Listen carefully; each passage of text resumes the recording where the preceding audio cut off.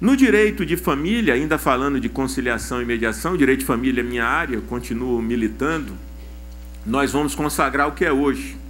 Quem milita aqui na área do direito de família sabe que quando nós ingressamos em juízo, independentemente da vara em que o processo é sorteado, nós todos somos obrigados a ir para uma junta de conciliação que tem lá um juiz concursado que foi designado para ser o conciliador.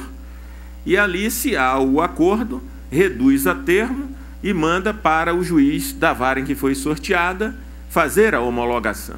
Se não há acordo, o juiz reduz a termo a audiência, indica os pontos controversos, já orienta o juiz da causa de onde ele deve começar. Nós vamos consagrar essa conciliação como uma etapa anterior ao julgamento do processo, porque neste caso nós não estaremos inovando, nós não estaremos nos imiscuindo na organização judiciária, diferentemente do incidente de demandas repetitivas, porque no direito de família, repito, já é assim. Então, o Poder Judiciário já está estruturado para fazer isso. O que é que nós vamos inovar? Nós vamos inovar de que o réu receberá a citação, mas sem a cópia da inicial. Porque quem vive o direito de família sabe, né? Quando a gente manda a inicial, os restos de amor afloram, a raiva aflora, né? E a necessidade de se imputar ao outro a culpa pelo fracasso do relacionamento, não é assim?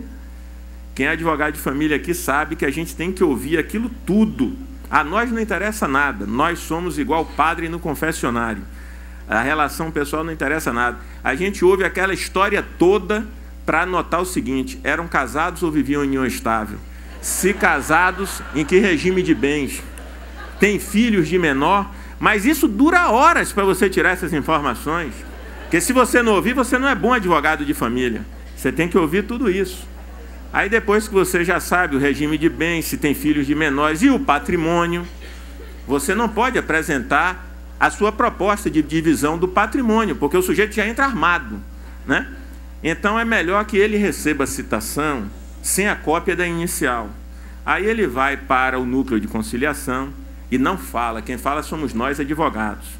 E como nós temos que tratar as partes com urbanidade, com civilidade, e nós sabemos que ao juiz não interessa quem deu corno em quem, né? Nós só vamos nos referir ao que interessa no processo, né? Excelência, a minha cliente, o meu cliente era casado com o réu, a ré, em regime de comunhão de bens, tem 2 filhos de menor, né? Eles têm 3 casas. A nossa proposta é que a mãe aqui, a minha cliente, né, fique com a casa, o réu com a outra, mas eles têm uma casa de praia que eu queria que ficasse com a minha cliente por causa dos filhos, né? Queria que ficasse. Aí o outro disse: não, nós queremos vender essa casa e dividir o dinheiro. Então, se você já botar isso no papel antes, já chega lá com um contraditório para apertar na negociação, né? Então é melhor que não receba contestação. Nós vamos fazer essa modificação no novo CPC. Na parte de execução, que é do deputado Arnaldo Faria de Sá, aqui de São Paulo. Essa parte de execução, os advogados sabem que mudou há muito pouco tempo, há 6 anos, e que por isso ela está funcionando bem, não tem muita coisa para mexer. Entretanto, tem algumas coisinhas, e essas coisinhas é que dão trabalho. Primeiro, na área de família, nós vamos mudar a execução de alimentos, né? É porque eu sou da área de família, eu vou botar essas digitais lá no novo CPC. O que é que nós vamos mudar na execução? Hoje, normalmente nós homens, né, porque somos 15% das guardas, 85% da guarda é das mulheres, e aí, quando não se paga 3 meses de pensão, o advogado da outra parte vem e pede a prisão. Aí o Zé Elias, que jogou aí no timão de quem torce para o Corinthians, foi preso outro dia, né? Ficou lá sem poder. E ele não tinha como pagar, ele ficou preso mesmo. O Romário, meu colega, foi preso. Aí o Romário quis ficar preso, porque uma das mulheres dele, né, entende que ele poderia pagar mais. Enfim, as pessoas vão presas, são chamados PAs, né, os presos de pensão alimentícia. E hoje se pede a prisão, com 3 meses. Quem não pode pagar, isso depois de já ter chamado os avós não podem pagar também, aí o sujeito vai preso. O que é que nós vamos propor? Isso é uma proposta do IBDFAM, o Instituto Brasileiro de Direito de Família, ao qual eu sou associado, sou um dos 3 brasileiros sócio honorário. Nós vamos propor a emissão de uma certidão, né, judicial da existência da dívida, para que o credor, a credora, né, melhor dizendo, fica melhor falar em credora, possa inscrever essa certidão no Serasa e no SPC. Com isso você cria um constrangimento. Todo mundo compra prazo, aí o sujeito está crente do sucesso, porque não está pagando a pensão do filho, né? Aí vai comprar lá a prestação, e aí na loja o cara diz, mas o nome do senhor está no Serasa. Serasa pelo quê? Vai ver uma pensão alimentícia. Aquela maluca me botou no Serasa e no SPC. Aí ele vai lá, sai chateado, riscando o pé, e paga a pensão dos filhos, e não da maluca, né? Dos filhos. E aí, ele aí volta a comprar prazo. Não precisa botar o cara na cadeia. Bom, ele resolve não pagar. Prisão em regime semiaberto. Dormiu uma noite lá, saiu no dia seguinte, corre para prover os meios para não ficar preso. Somente em último caso, em caso de deboche ou descumprimento da ordem judicial, é que nós chegaríamos à prisão em regime fechado. Então, é uma questão de dignidade, né, do ser humano. A outra questão é, o novo CPC vai regulamentar a multa periódica, que hoje não é regulamentada pelo atual CPC, com relação ao valor, ao excesso, para onde vai. Uma outra questão com relação ao processo de execução, nobres colegas, diz respeito à questão da penhorabilidade ou não do bem de família e do salário. O Congresso Nacional aprovou uma lei em 2006 permitindo a penhorabilidade dos salários e do bem de família, mas foi vetada essa lei. Os juízes hoje já estão penhorando o salário, mesmo sem ter a previsão legal no Brasil, porque eles entendem que muitas pessoas comprometem o seu salário com empréstimos consignados para obtenção de produtos supérfluos. Então, se eles podem comprometer a sua renda com empréstimos para comprar bens que não são de primeira necessidade, que eles poderiam, então, ter uma parte desse salário para a solução dos conflitos judiciais de quem ele deve. Diversos países adotam a penhorabilidade do salário. Portugal penhora de 1/3 a 1/6, né, dos vencimentos. A Polônia até 1/5. A Espanha tem uma tabela variável, né, que eu não vou dizer aqui, mas tem como impenhorável o valor até um salário mínimo. A Alemanha, o valor é arbitrado pelo juiz, né, mas é impenhorável um mínimo que eles consideram para atender às necessidades básicas. A Argentina, presta atenção como é na Argentina, é importante essa experiência da Argentina.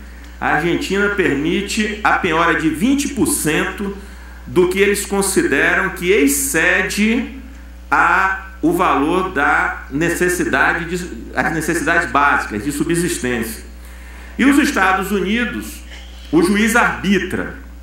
Os Estados Unidos convivem com decisões estaduais diferentes, mas nesse caso tem uma lei federal que permite a penhorabilidade de 20%, 25% do salário ou 30 vezes o valor do salário mínimo, o que for maior.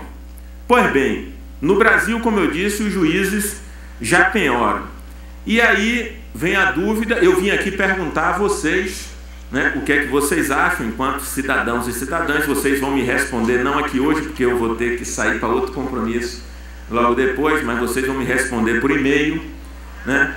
dep.sergiobarradascarneiro, dep de deputado, dep de deputado, .sergiobarradascarneiro, @câmara.gov.br. Quem não anotou, quem esquecer, põe meu nome no Google, né? E aí a primeira opção vai ser meu site, sergiobc.com.br, e lá tem todos os meus contatos. E tem a opção do site da Câmara também. Então vocês vão me responder enquanto cidadãos, cidadãs, professores, colegas advogados.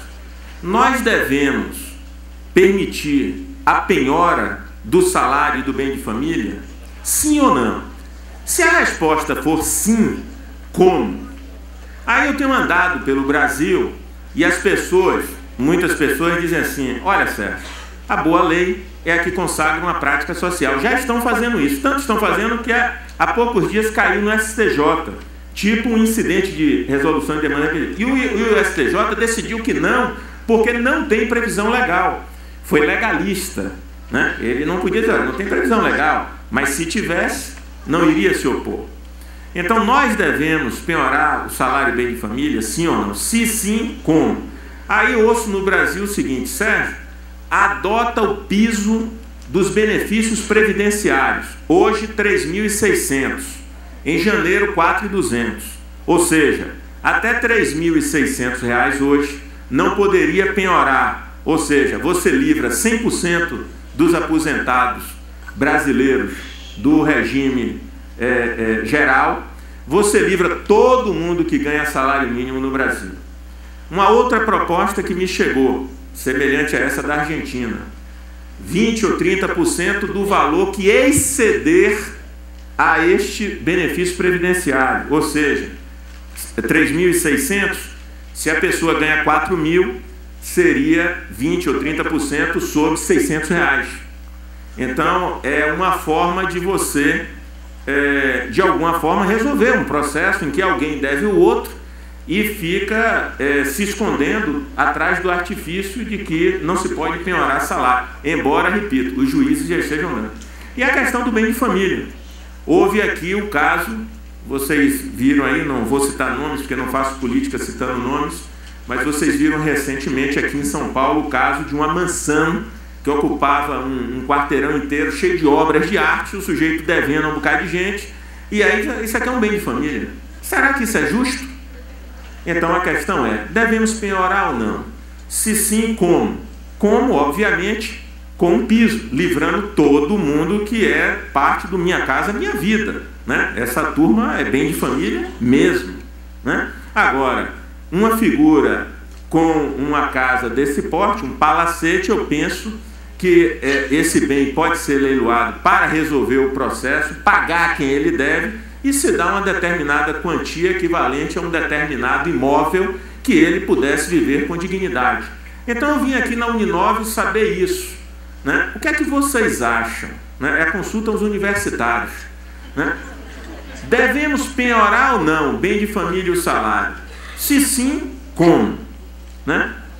Os recursos, ficarão os recursos internos de admissão e de agravo de instrumento. Aí o ministro Teori Zavascki, do STJ, que é um dos maiores especialistas em processo civil do Brasil,